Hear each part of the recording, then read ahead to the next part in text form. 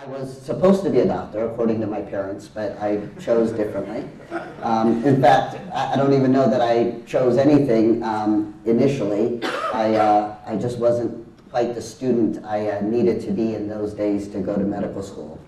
But what I did get in my undergraduate training was a lot of science, and I was a microbiology major. And so I think a little bit like a scientist and very deductively. So I want to offer that our voices are like that single cell organism that's out there. It's vulnerable, it's alone, it may not multiply, all of those kinds of ideas and analogies.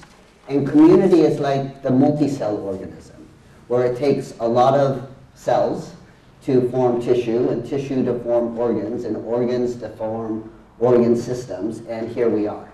And so seeing the breadth of us earlier today and throughout today, you know, in the speakers, but also the audience, has been to really recognize that the organism, our community, doesn't live without any of our individual voices. And our individual voices don't get heard if there's not a community to hear it.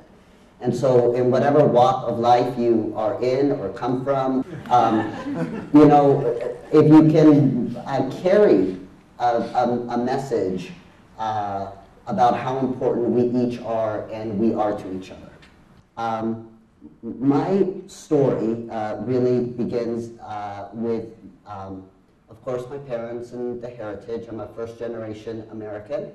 My parents are a combination of Argentine from Ukraine and Russia, and on my mother's side, and on my father's side, Polish, Dutch, German, and met in the great metropolis of New York. Not exactly an arranged marriage, but that's the short version to explain it. My grandmother spotted him, thought he was a good catch. Mom got on a boat from Argentina to New York, and 3 months later they were married, and a few months after that they traveled on their honeymoon to California, and my brother and I came subsequently. So I describe myself as spending the first 36 years of my life being Jewish, and now the last 13, being a Jew, and the last 13 learning how to be Jewish. My father was in a child labor camp, and so as a Holocaust survivor and first generation of a Holocaust survivor, we had a very much of a shtetl mentality, and by that I mean it was just very insular. What happened in our home was supposed to stay in our home. Whether it was fights, it was all about looking a certain way when we went out in the world. And I, of course, have broken every rule about that.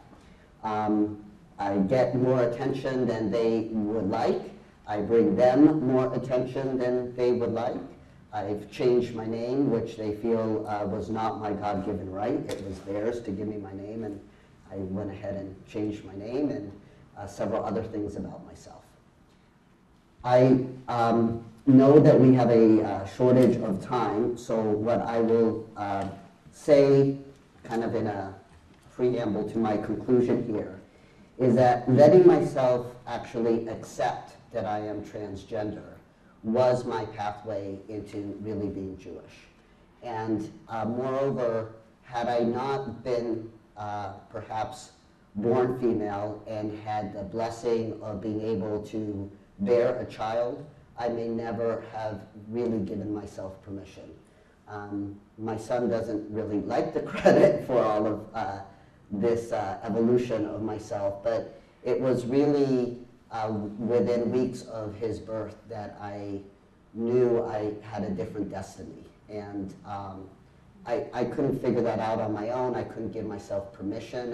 When I was 16, I first articulated that. I'm going to be 50 later this year, so it's been whatever the math is on that, 34 some odd years of trying to figure out what didn't fit right.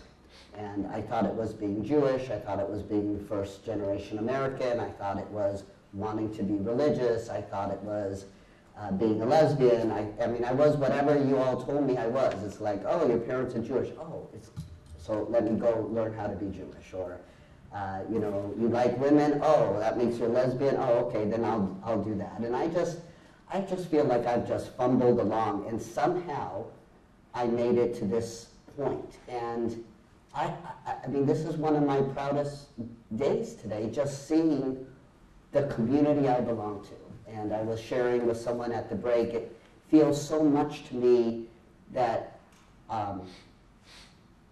Jews have come to America, and America is Jewish. I mean, we are like this incredible melting pot of folks, of walks of life, and it was just, I mean, I've just really been taken. So, not to take up too much more of your time, even though it says that I was born female, I think the truth is, it meaning the flyer, I think really I was born me. And me has had a lot of different identities. And to be part of a community that has been so judged and misjudged based on what we look like, I really ask that in the communities that you walk in, to really try to hold that part. Because you don't know, I mean, I look in the mirror and I still think I look like well, not exactly 10 years ago, but okay, 10 years ago, when I'm a little more fit. But we're not what we look like. We are, if you believe Kabbalistically in a soul's purpose, there is a soul's purpose that I have.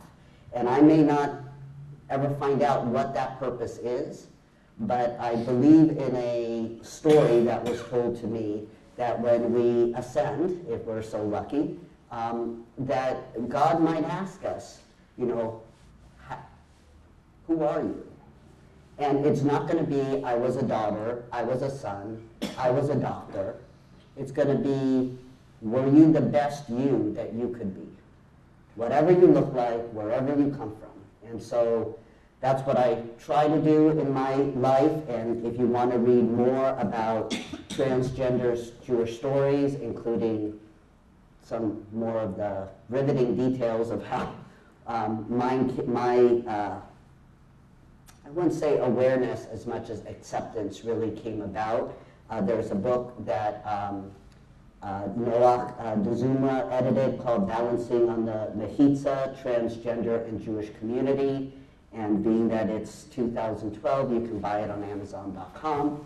And you can Google it and find reviews and other kinds of things. But there's many of us, and I'm glad to be among my all-gender siblings. Thank you so much.